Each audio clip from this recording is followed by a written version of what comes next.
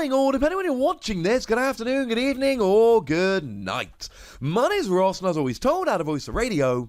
So today, we've got a new Pincurchin card to talk about. It's been a little while since we had any new cards. We've had a barren couple of weeks without new cards. Well, great news, ladies and gentlemen. There is a new Pincurchin card coming.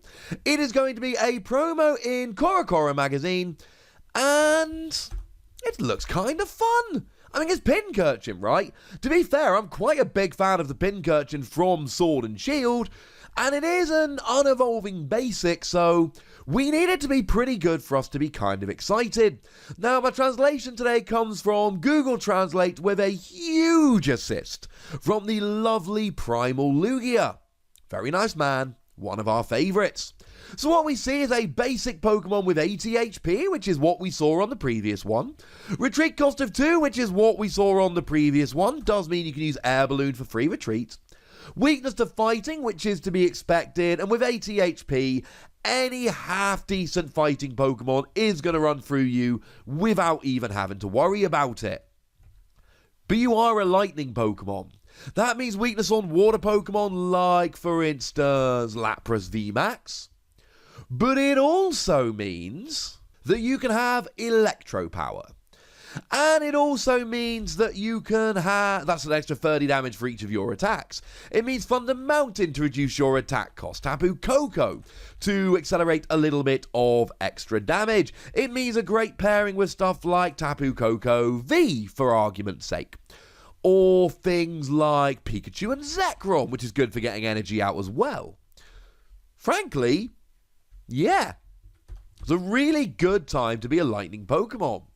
But what does it do? Well, we do know what the attacks do. I'm fairly confident in the translations here. You will notice that the amount of damage has been blocked off from the second attack, but by looking at similar Pokemon with similar costs, we can figure out roughly what it's going to do and give some parameters for what would be good and what would be a little bit disappointing. So the first attack, 1 lightning energy, draw 2 cards. Now look, this really depends on what you're playing and what you're willing to put up with.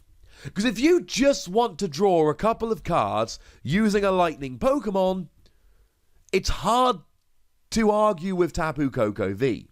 Because Tapu Koko V also draws 2 cards for 1 lightning energy, but it does 20 damage in the process, and it has free retreat. But it also gives up 2 prizes. So let's say your opponent's sitting there rocking a Zacian V in the active, and in this coming format, there are going to be many occasions where your opponent is rocking a Zacian V in the active. Then you can sit there drawing cards with Tapu Koko, but the second your opponent has free energy on a Zacian, bearing in mind they've got the ability to use turn 1, they've got Metal Saucer, though that does have to be used on the bench. We all know we can figure that out. Then all of a sudden, you're giving up 2 prizes, and it's a little bit terrifying. So actually, there are pretty strong reasons why you should use this over that, because you're not leaving a 2-prize liability in the active. Having said that, we've got the Sudowoodo from Sword of Shield, which, well, it also draws 2 cards, but it's for a colourless energy, not a lightning. It's got 1 lower retreat cost, 20 more HP, and it's got Flail, 10 damage for each damage counter on it. So that's not to say you would use this over Pincurchin. It is to say that there is arguments to do so. Essentially, it comes down to the second attack. It is hard to justify playing this over Sudowoodo unless we really want the second attack. So I suppose then, and also Kangaskhan incidentally. Kangaskhan, that's the one from Unified Minds, 130 HP, same retreat cost of 2, and it does 50 damage for each of your tag team Pokemon in play. So the second attack kind of becomes irrelevant, but if you're willing to play Air Balloon, then you should probably go Kangaskhan over Sudowoodo, unless of course you want to be using Flail. Or maybe you go for the Alolan Grimer from Unified Minds. That one lets you draw 2 cards for 0 energy. And it's got the same retreat cost of 2 and the same HP as Pincurchin. You see where I'm going with this, ladies and gentlemen. Far-fetched from Team Up. Draw 2 cards, 1 colorless energy, 80 HP, retreat cost of 1. Also 1 energy, colorless. If the defending Pokemon has any Pokemon tool cards, you do 90 damage for a single energy. So I'm not going to keep going with this. Suffice it to say, if you're just trying to draw 2 cards, Pincurchin isn't your guy. But if you want to draw them as a nice bonus for the second attack, it is your guy. Now, as for the second attack here, it's lightning, double colorless, flip a coin if heads the active Pokemon is now paralyzed. How much damage does it do? I can't tell you for absolute certainty. You can see as well as I can that it's covered. 60 damage. Fairly sure we're talking 60 damage here. Why am I saying 60 damage? More Pico. You see, we got a promo More Pico from Sword of Shield. It came out in the booster packs. And 1 lightning, 2 colorless energy, 60 damage if heads paralysis. I would imagine that this would work the same as More Pico, because we've got same HP, non-evolving basic, etc, etc. If it's more than 60, we like it on a basic.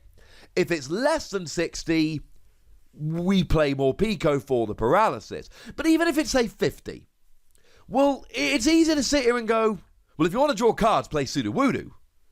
Well, if you want to do paralysis, play More Pico. How about one Pokemon that could do both? And look, if you haven't guessed already, let me make this super clear at this stage in the video.